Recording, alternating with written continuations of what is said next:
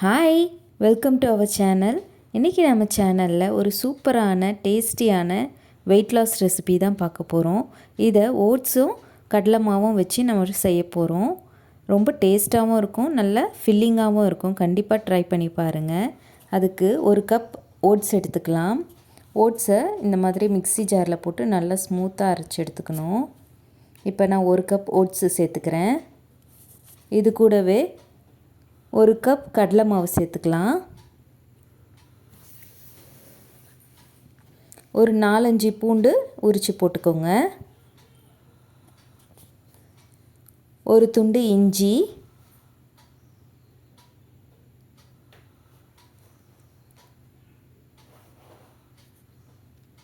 ஒரு ஸ்பூன் மிளகு சேர்த்துக்கலாம்.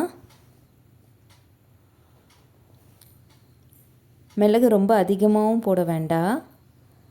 இதில் கொஞ்சமாக உப்பு சேர்த்துக்கலாம். இப்போ இது எல்லாத்தையும் அரைக்கிறதுக்காக நம்ம கொஞ்சமாக தண்ணி ஊற்றி நல்லா ஸ்மூத்தாக அரைச்சி எடுத்துக்கலாம். நல்ல ஒரு தோசை மாவு பதத்துக்கு நம்ம ரெடி பண்ணிக்கணும். இது கூடவே ஒரு கைப்பிடி வெங்காயம், ஒரு கைப்பிடி கொடை மிளகாய், ஒரு பச்சை மிளகாய் சேர்த்துக்கலாம். இது எல்லாத்தையும் நல்லா பொடிசாக நறுக்கி சேர்க்கணும். இது கூடவே ஒரு பாதி தக்காளி மட்டும் இந்த மாதிரி பொடிசாக நறுக்கி சேர்த்துக்கலாம். ஒரு கேரட் நல்லா துருவி சேர்த்துக்கோங்க.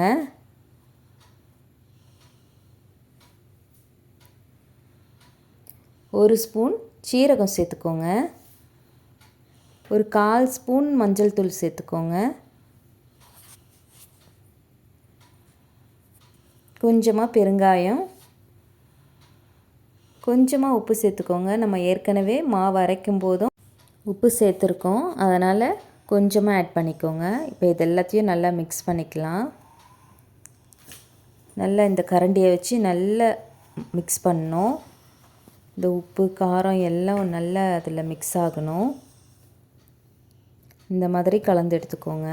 இப்போ நல்லா தவாவை சூடு பண்ணிவிட்டு ஆயிலெலாம் எதுவும் ஊற்ற வேண்டாம். ஒரு கரண்டி மாவு ஊற்றிக்கிடலாம். ஊற்றி லைட்டாக இந்த மாதிரி ஸ்ப்ரெட் பண்ணி விடலாம். ரொம்ப மெலிசாக போடக்கூடாது, மெலிசாக போட்டால் தோசை வராது. கொஞ்சம் திக்காக போட்டுக்கலாம். நம்ம ஊத்தப்பம்லாம் போடுவோம்ல, அந்த மாதிரி கொஞ்சம் திக்காக போட்டுக்கோங்க. ஆயிலெலாம் எதுவும் ஊற்ற வேண்டாம். இப்போ இதுக்கு மேலே நான் கார்ன்ஸ் போட்டிருக்கேன்.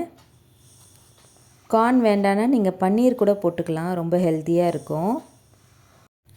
வெயிட் லாஸில் இருக்கிறவங்க நல்லா ருசியாக சாப்பிட்ணுன்னு நினச்சிங்கனாக்கா இந்த மாதிரி டிஃப்ரெண்ட்டாக நம்ம ட்ரை பண்ணி சாப்பிட்டா ரொம்ப சூப்பராக இருக்கும். இதுக்கு மேலே நான் இப்போ லைட்டாக சில்லி ஃப்ளேக்ஸ் போட்டிருக்கேன்.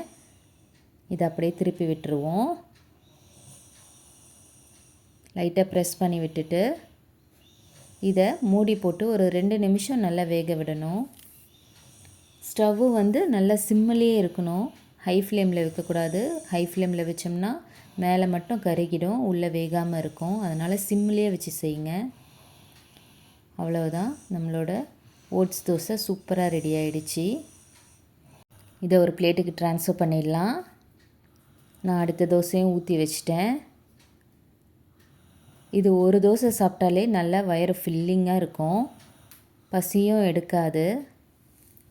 இதில் ஓட்ஸு, வெஜிடேபிள்ஸு, கடலை மாவு இந்த மாதிரி எல்லாமே போட்டு செய்கிறதுனால ரொம்பவே ஹெல்த்தியான ஒரு வெயிட் லாஸ் ரெசிபியாக தான் இது இருக்கும்.